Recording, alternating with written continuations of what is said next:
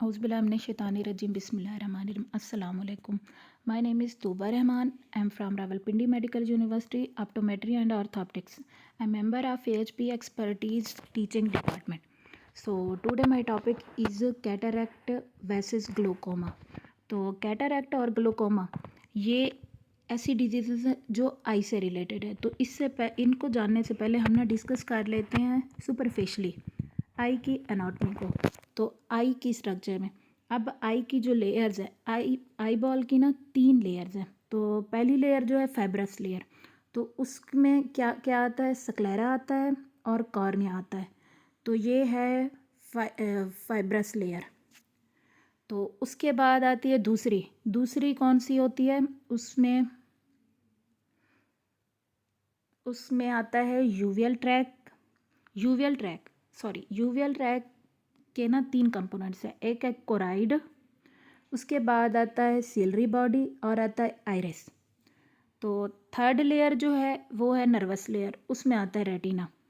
अब रेटिना के अंदर क्या होता है, फोविया सेंट्रियलिस जो शार्पेस्ट विजन के लिए होता है। उसके बाद आती है ऑप्टिक डिस्क, ब्लाइंड स्पॉट।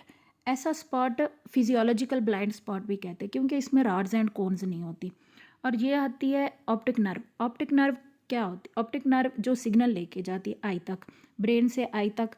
तो ये कहाँ से पास होते हैं, ऑप्टिक कैनाल, इसी को कहते हैं ऑप्टिक कैनाल। ठीक है, इसके बाद आता है ये है प्यूपल एक होल की तरह है जहाँ से ना लाइट पास करती है और आगे रेटिना तक जाती है। तो ये है लेंस और सस्पेंसरी लिगामेंट्स। तो ये है सुपरफिशियली एनाटॉमी। तो अब हम डिस्कस करते हैं डिजीज़ के बारे में, कैटरैक्ट और ग्लूकोमा। तो इसकी हम जो काजेज़ पढ़ेंगे, इनका ट्रीटमेंट पढ़ेंगे, इनकी सिम्टम्स पढ़ेंगे, तो हम दोनों के ना साथ साथ लेके चलेंगे। तो फर्स्ट ऑफ ऑल हम करते हैं कैटरैक्ट। तो कैटरैक्ट इसको हम कहते हैं सफ़ेद मोतिया, और ये यूजुअली कॉमन होता है। और ये क्या होता है, क्लाउडी एरिया लेंस के अंदर, जो आई का लेंस है तो उसमें ना एक क्लाउडी एरियाज बन जाते हैं। वो क्यों बनते हैं कि जो प्रोटीन होती है लेंस में, कौन सी प्रोटीन होती है, क्रिस्टलिन प्रोटीन्स। तो वो जो क्रिस्टलिन प्रोटीन्स होती है वो डीनेचर हो जाती है, यानी कि ब्रेक डाउन हो जाती है, जिसकी वजह से ना वो क्या करती है, एक हेजी एरियाज बनाती है, जो इसकी वजह से ना आई साइट वीक हो जाती है और ब्लर नज़र आता है। तो उसके बाद आती है हमारे पास, ये हो गया कैटरैक्ट, इसको सफ़ेद मोतिया भी कहते हैं। तो इसके साथ ये देखें, ये जैसे कि डायग्राम में है, ये है नॉर्मल आई। अब नॉर्मल आई में लाइट रेज जब जा रही हैं तो बिल्कुल फोकस कर रही हैं रेटिना पे। तो अब कैटरैक्ट, जिन केसेस में कैटरैक्ट होगा, तो कैटरैक्ट में ना लाइट यूजुअली मतलब वहाँ से तो सीधी आ रही है, मतलब किसी भी चीज़ से, लेकिन ना फोकस नहीं कर रही, वो डिस्पर्स हो रही हैं, स्कैटर हो रही हैं, मतलब फैल रही हैं। तो इससे हमें पता चलेगा कि उस पर्सन में कैटरैक्ट है। तो इसके बाद आता है हमारे पास ग्लोकोमा, इसको हम काला मोतिया भी कहते हैं। तो ये क्या होता है, ये एक कॉम्प्लेक्स डिजीज़ है, मतलब यूजुअली कॉमन नहीं होता। कॉम्प्लेक्स क्यों कहते हैं, क्योंकि इसमें ऑप्टिक नर्व इन्वॉल्व होती है, ऑप्टिक नर्व डैमेज हो जाती है। वो क्यों डैमेज होती है, इंक्रीज इंट्राओकुलर प्रेशर, जिसको हम IOP भी कहते हैं। ठीक है, इसके बाद ये जब इंट्राओकुलर प्रेशर इंक्रीज होता है, इसके बाद और इसमें विजन लॉस हो जाता है, वो इरिवर्सिबल होता है, लाइक वो दोबारा विजन ना स्टेबल नहीं हो सकती, ठीक नहीं हो सकती, तो इरिवर्सिबल चेंज होता है। और इंट्राओकुलर प्रेशर की नॉर्मल वैल्यू होती है 10 to 21 मिलीमीटर ऑफ HG। तो ये है इसकी नॉर्मल वैल्यू, जैसे कि इस डायग्राम में भी है कि ये देखें, इधर ना फ्लूइड जो है वो प्रेशर इंक्रीज़ हो गया है, तो ये फ्लूइड फील्ड हो चुका है, तो जिसकी वजह से ये आगे ना प्रेशर लगा रहा है, तो जिसकी वजह से जो ऑप्टिक नर्व है वो डैमेज हो रही है। तो ये है ग्लोकोमा का। तो नेक्स्ट हमारे पास आती हैं टाइप्स, और टाइप्स भी हम दोनों के साथ साथ डिस्कस करेंगे। सबसे पहले करते हैं कैटरैक्ट की टाइप्स।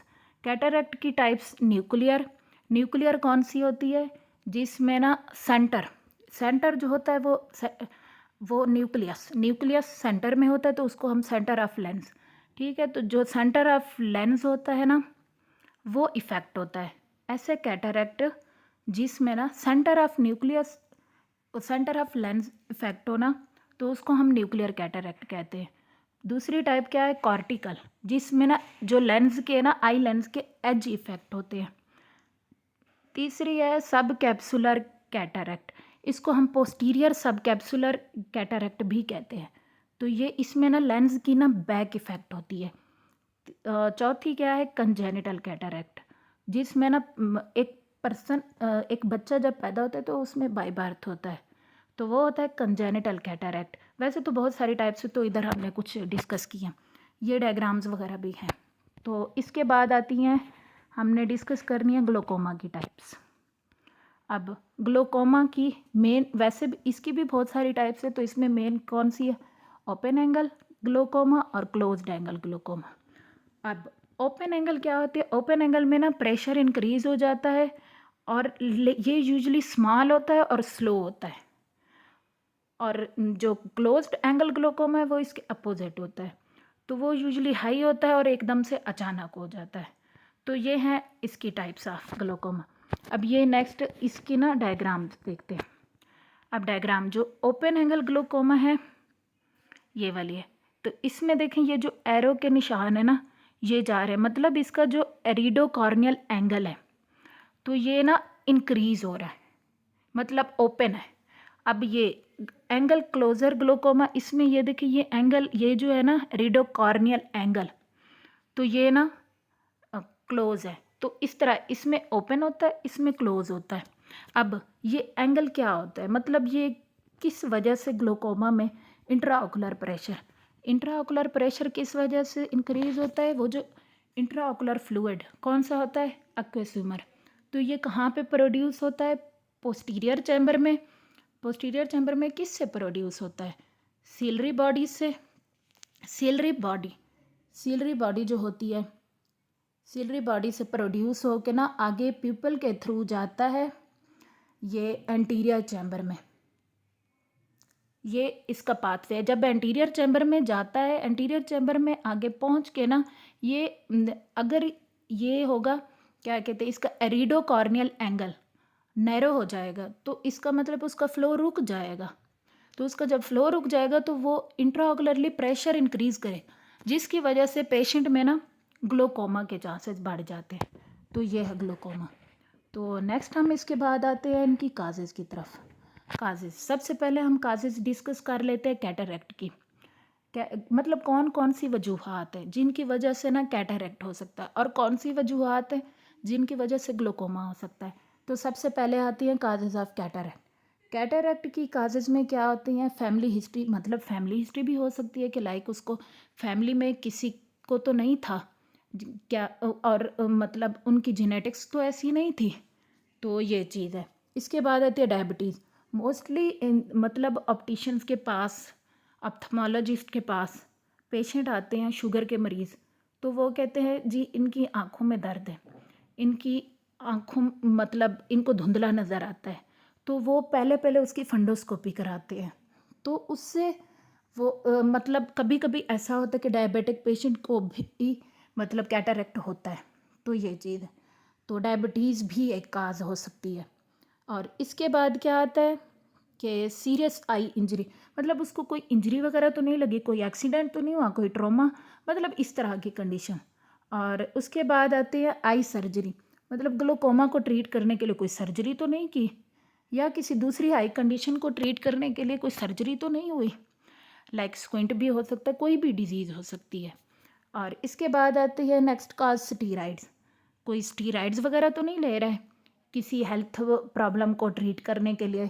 कौन सी हेल्थ प्रॉब्लम्स हो सकती है, जैसे आर्थराइटिस है, घुटनों की बीमारी, एलर्जीज़, कोई एलर्जी वगैरह तो नहीं हो सकती हुई जिसमें स्टेरॉइड्स देने पड़ गए, तो वो भी एक वजह है कैटरेक्ट की। उसके बाद आती है नेक्स्ट कहा जाती है रेडिएशन ट्रीटमेंट।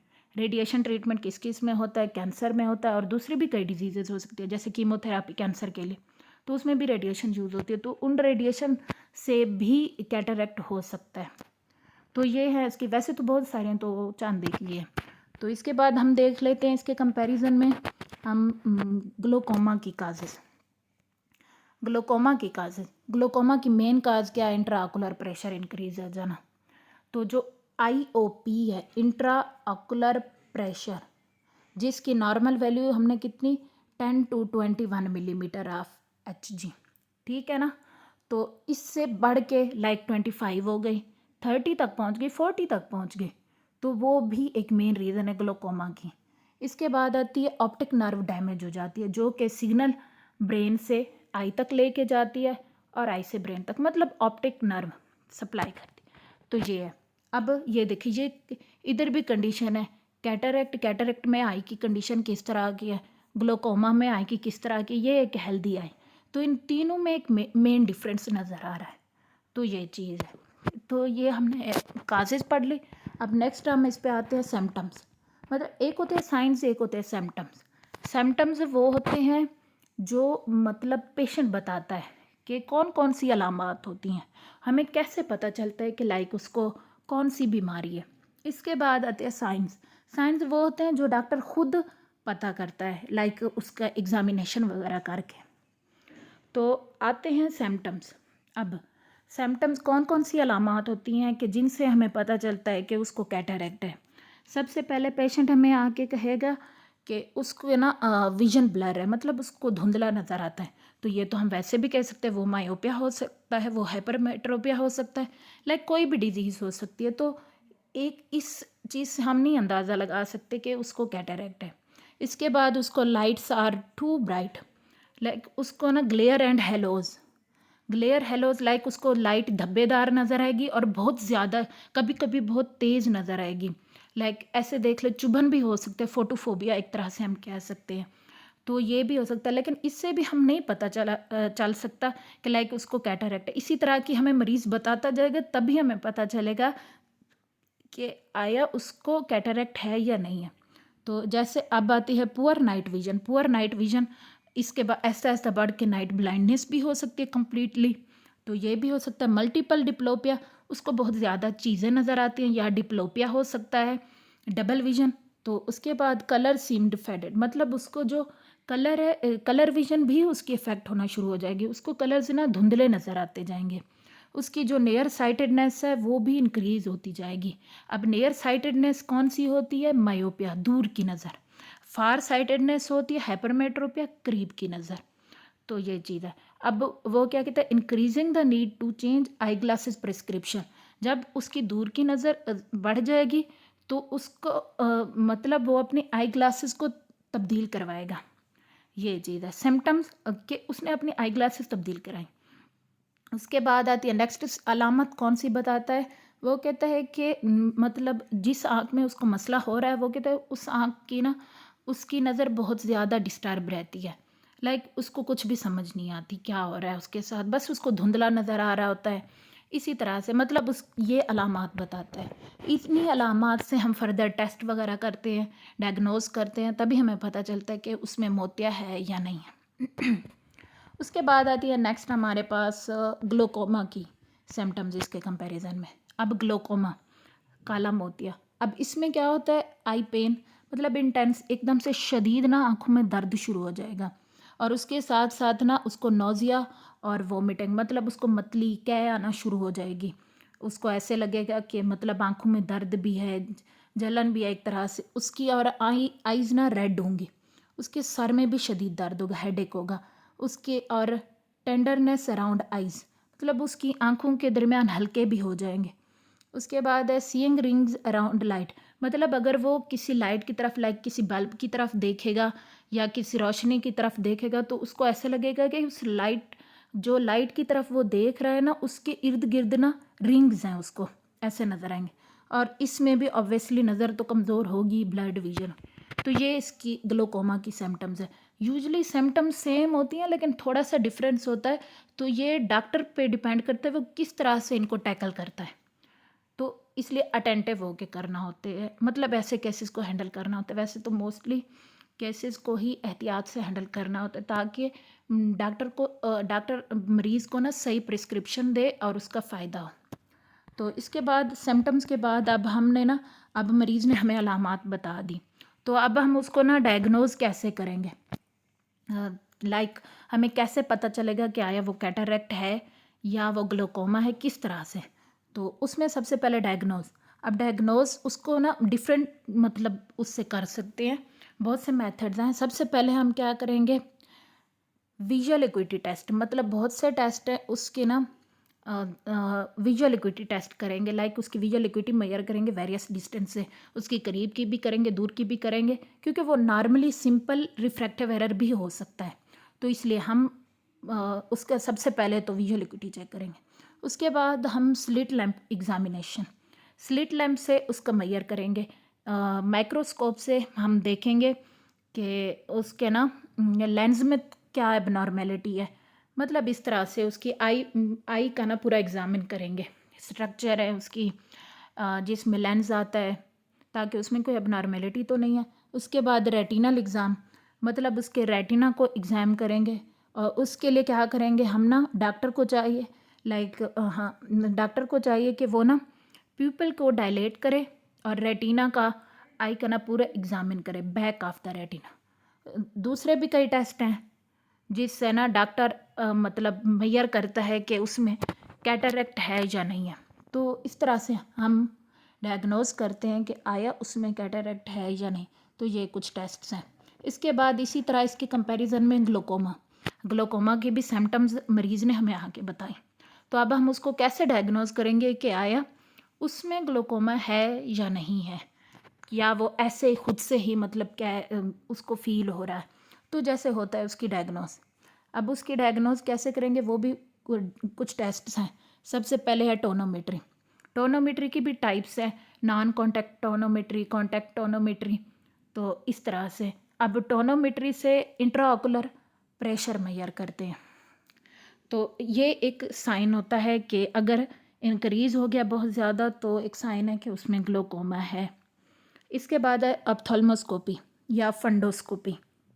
तो उससे भी फंडस का एग्जामिन करते हैं कि उसमें ऑप्टिक डिस्क में, ऑप्टिक नर्व में तो कोई प्रॉब्लम नहीं है, अगर उसमें कोई डैमेज है तो इसका मतलब है उसमें ग्लोकोमा हो सकता है। इसके बाद आता है पेरीमेट्री। पेरीमेट्री में ना विजुअल फील्ड टेस्ट करते हैं, जिससे ना हमें पता चलता है कि उसकी विजुअल फील्ड में कितनी विजन है। तो अगर उसकी पेरिफेरल विजन मतलब ठीक नहीं है तो इसका मतलब है उसमें ग्लोकोमा है। इसी तरह गोनियोस्कोपी। गोनियोस्कोपी में हम क्या करते हैं, एरिडो कॉर्नियल एंगल मेजर करते हैं। तो इससे आइरिस और कॉर्निया के दरमियान जो एंगल होता है उसी को एरिडो कॉर्नियल एंगल करते हैं। तो वो एंगल मेजर करते हैं जो कि एक इम्पॉर्टेंट फैक्टर है ग्लोकोमा का। इसके बाद आता है पांचवा मेथड पैकीमेट्री। तो पैकीमेट्री जो है वो क्या करता है, कॉर्निया की थिकनेस को मेजर करने के लिए हेल्प करता है, क्योंकि अगर कॉर्निया ज़्यादा थिन हो गया है बहुत ज़्यादा तो ये भी एक फैक्टर हो सकता है कि उसमें ग्लोकोमा हो सकता है। तो इस तरह हमें पता चलता है इन टेस्ट से कि आया उसमें काला मोतिया है या उसमें सफ़ेद मोतिया है, उसमें कैटरेक्ट है, उसमें ग्लोकोमा है।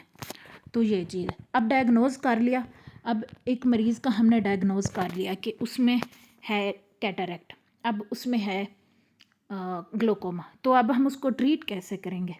तो फर्स्ट ऑफ ऑल हम देखते हैं ट्रीटमेंट ऑफ कैटरेक्ट। कैटरेक्ट का ट्रीटमेंट क्या करेंगे, उसका प्राइमरी ट्रीटमेंट है सर्जरी।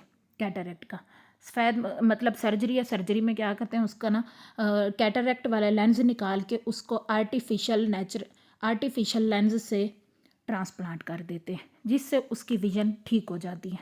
तो ये है। अब अगर अर्ली स्टेजेस में जो होता है ना उसको कहते हैं लेंटिकुलर चेंजेस। अर्ली स्टेजेस में जो कैटरेक्ट होता है उसको लेंटिकुलर चेंजेस कहते हैं। तो उसके लिए हम, क्योंकि जब तक कैटरेक्ट मैच्योर नहीं होता, इमेच्योर स्टेज पे होता है, जिसको लेंटिकुलर चेंजेस कहते हैं, अर्ली स्टेजेस में कहते हैं, तो उसको हम एकदम से ऑपरेट नहीं कर सकते। तो उसके लिए या तो वो मैच्योर हो जाए उसका वेट कर, या उसके लिए हम क्या करते हैं उसको ग्लासेस देते हैं ताकि उसकी जो विजन इफेक्ट हो रही है एटलीस्ट उसको वो तो ठीक थोड़ा सा तो बेहतर हो ना।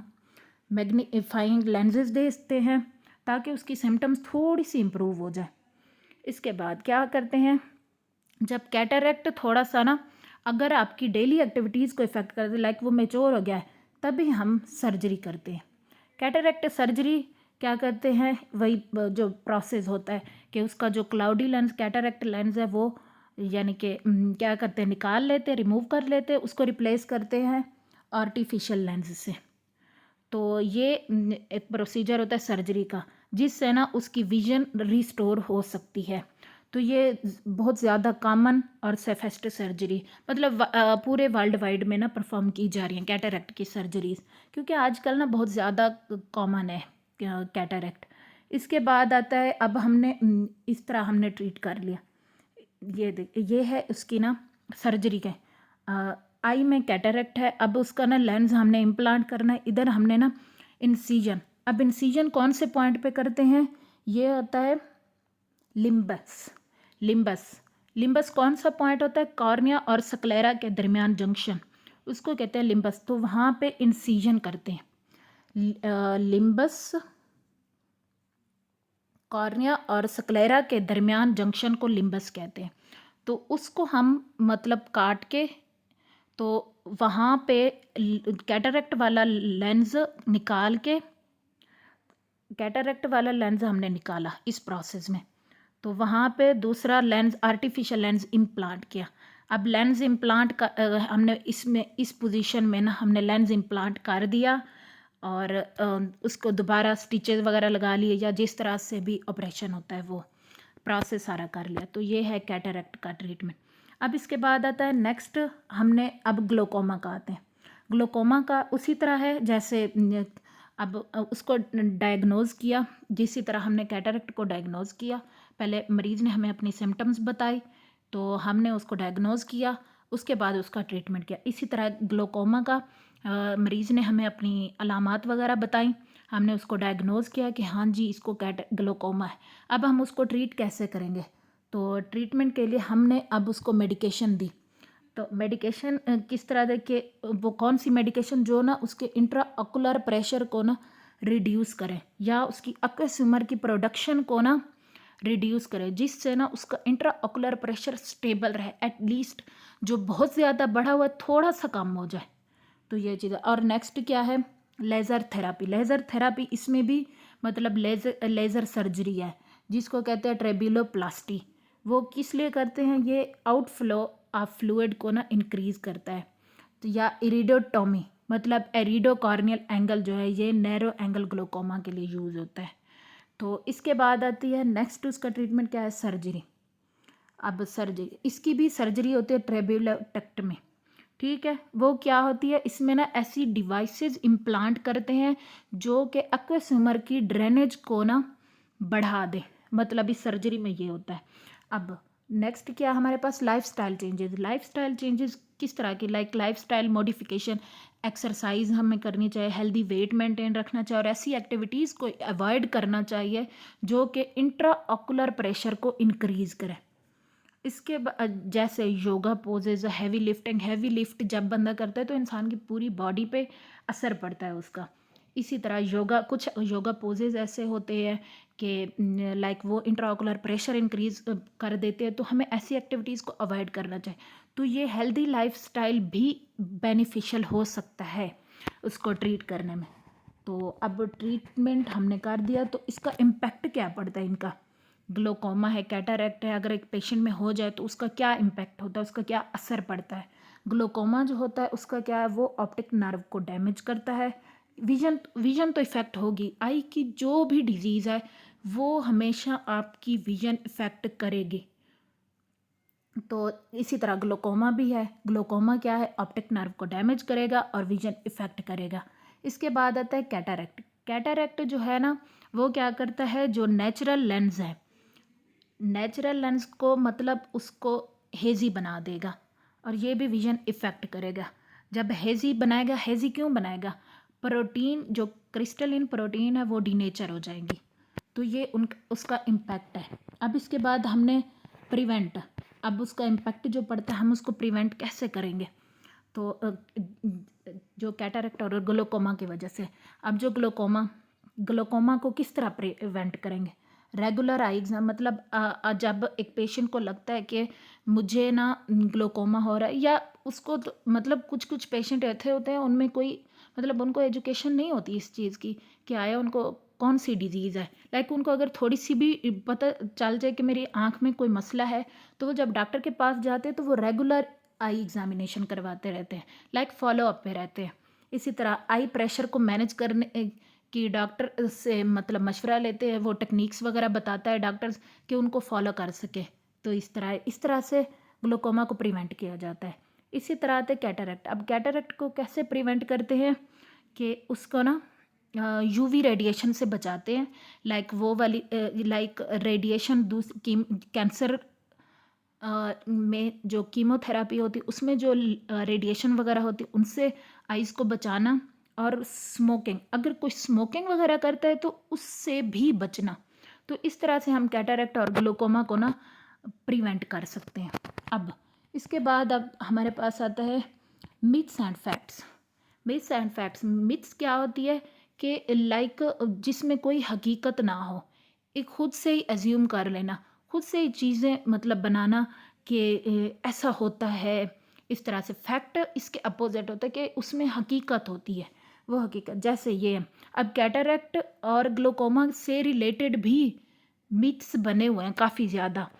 तो उसमें से कुछ मिथ्स एंड फैक्ट्स हम इधर डिस्कस करते हैं। जैसे मिथ बना हुआ है कि कैटरैक्ट और ग्लूकोमा सिर्फ ओल्डर पेशेंट में होता है। ये एक मिथ बना हुआ है, लेकिन असल में हकीकत क्या है, कैटरैक्ट और ग्लूकोमा का एज से कोई लेना देना नहीं है। जैसे कंजेनिटल क्या है कि लाइक बर्थ से ही, अब उसमें तो एज अगर देखा जाए एक मिथ बना हुआ है कि हमेशा बूढ़ों में ही होता है, लेकिन नहीं, जब एक बच्चा पैदा होता है उसमें भी कंजेनिटल कैटरैक्ट हो सकता है। इसलिए जब लेकिन एजिंग कॉमन रिस्क फैक्टर हो सकता है, एज के हिसाब से होता है, लेकिन ये इफ़ेक्ट हर एज वाले पर्सन को करते हैं। तो ये एक फैक्ट है। अब दूसरी मिथ क्या है कि कैटरैक्ट और ग्लूकोमा प्रिवेंटेड, मतलब ऐसा समझा जाता है कि कैटरैक्ट और ग्लूकोमा ऐसी डिजीज़ है, काला मोतिया और सफ़ेद मोतिया, कि ये दोनों ना इनको ना प्रिवेंट किया जा सकता है, रोका जा सकता है। जैसे कुछ डिजीज़ेस होती हैं, जैसे ब्लेफराइटिस आजकल बहुत कॉमन है, तो उसको हम रोक सकते हैं उसकी मेडिकेशन वगैरह करके। इसका भी इस तरह से मिथ बना हुआ है कि अगर किसी को मोतिया हो गया तो हम उसको रोक सकते हैं, लेकिन असल में हकीकत क्या है कि इसके रिस्क को हम रिड्यूस कर सकते हैं, लेकिन इसकी कोई गारंटी नहीं है कि हम इसको प्रिवेंट कर सकते हैं। इसकी कोई प्रिवेंशन नहीं है कि एक गारंटी के साथ कि हम उसको प्रिवेंट कर सकते हैं। इसी तरह एक और मिथ बनी हुई है कि हम ना कैटरैक्ट और ग्लूकोमा को ना आई ड्रॉप से मतलब क्योर कर सकते हैं। कि कुछ आई ड्रॉप्स ऐसे हैं जो अगर हम उनका यूज़ करेंगे तो हम ठीक कर सकते हैं, लेकिन फैक्ट क्या है, आई ड्रॉप्स कुछ हैं जो मैनेज करते हैं, लेकिन ग्लूकोमा को मैनेज करने में हेल्प करती है, लेकिन जो कैटरैक्ट है ये सिर्फ सर्जरी से ही ट्रीट होता है। सर्जरी से कैसे ट्रीट होता है, इसको रिप्लेस कर दिया, कैटरैक्ट लेंस को रिप्लेस कर दिया जाता है आर्टिफिशियल लेंस से। तो ये हैं कुछ मिथ्स एंड फैक्ट्स। इसके बाद कुछ और भी हैं, जैसे कि कैटरैक्ट और ग्लूकोमा की ना सिम्टम्स जो है ना वो नोटिसेबल होती हैं। एक मिथ बना हुआ है कि मतलब पेशेंट की ना अलामात से उसको पता चल जाता है कि उसको मोतिया है, लेकिन नहीं, ऐसा नहीं होता। ये है कि वो हेल्प करती हैं और ना मतलब जो रेगुलर एग्ज़ाम है ना, आई एग्ज़ामिनेशन, तो उसमें हेल्प करती हैं ये सिम्टम्स। उसके बाद एक मिथ बना हुआ है कि आई ग्लासेस पहनना या कॉन्टैक्ट लेंस यूज़ करना तो इससे कैटरैक्ट और ग्लूकोमा नहीं हो सकते, लेकिन फैक्ट क्या है, ये विजन इम्प्रूव कर सकते हैं, लेकिन इनको बिल्कुल ये प्रिवेंट नहीं कर सकते इनकी डेवलपमेंट से। मतलब ये ठीक नहीं कर सकते कैटरैक्ट और ग्लूकोमा को। तो ये कुछ मिथ्स एंड फैक्ट्स है। इसके बाद है टोटल समरी कि हमने क्या क्या पढ़ा है। हमने पहले पढ़ा कैटरैक्ट का कि कैटरैक्ट क्या होता है, तो इसमें क्या होता है, ब्लरी विजन होती है। इसमें ये इफ़ेक्ट करता है तमाम पीपल्स को, मतलब तमाम एजेस के पीपल को। इसके बाद कैटरैक्ट सर्जरी से ट्रीट होता है। इसके बाद हमने ग्लूकोमा का पढ़ा, ग्लूकोमा क्या कौन सी डिजीज़ है जिसमें ना ऑप्टिक नर्व डैमेज हो जाती है, किस वजह से होती है, इंक्रीज्ड इंट्राओकुलर प्रेशर की वजह से, और इसमें क्या होता है, विजन लॉस होता है। और अगर इसको हम अनट्रीटेड छोड़ दें तो ये ब्लाइंडनेस भी की वजह भी बन सकता है, बिल्कुल अंधापन जो कि इरिवर्सिबल होता है। और ग्लोकोमा को हम आई ड्रॉप से ट्रीट कर मतलब मैनेज कर सकते हैं। और ट्रीटमेंट इसका क्या है, आई इंट्राओकुलर प्रेशर को कंट्रोल करना। रेगुलर एग्जामिनेशन वैसे हर डिजीज़ में इम्पॉर्टेंट होते हैं।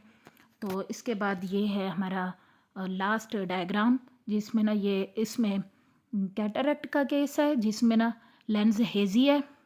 इसमें क्या है, हाई प्रेशर ऑप्टिक नर्व को डैमेज कर रहा है। ये देखें, ये इधर है ड्रेनेज कैनाल जो ब्लॉक हो गई है, ये है फ्लूइड, तो ये प्रेशर इंक्रीज कर रहा है जिसकी वजह से ये डैमेज हो रही है। So this is my topic. If you have any query you can ask me in comment section. Thank you so much.